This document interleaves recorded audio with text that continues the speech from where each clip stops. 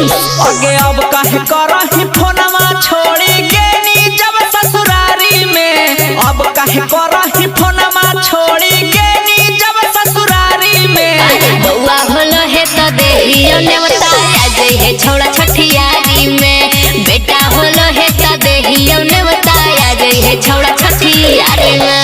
Lover समझ के देवी थी नेवता की देवी तही गतियारी में।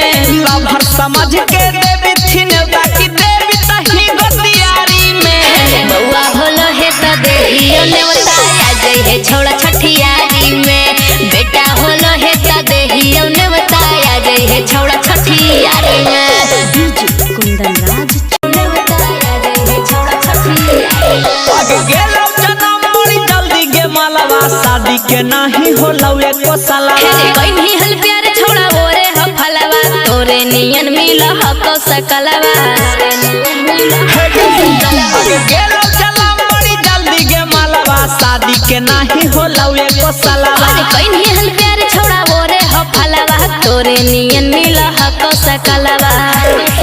आगे कर गेलो तोरा फायदा के छौड़ी जे मजा लेनी बसवाड़ी में। कर गेलो तोरा फायदा के छौड़ी जे मजा लेनी बसवाड़ी में।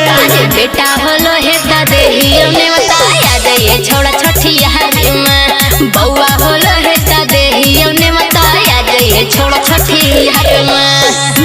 कुंदन राज चिड़ी देहियो नेवता आ जाइए छोड़ा छठियारी में। आगे कौची लइयो बेटा हौ टू नमुनवा लइयो खेलौना खिलइयो झुना झुना। अरे खाली हाथे यहाँ राजा रोशनवा देख लेबो तोरा जुड़ा जैतो मनवा। अच्छा आगे कौची लइयो बेटा हौ टू नमुनवा लइयो खेलौना खिलइयो झुना झुना।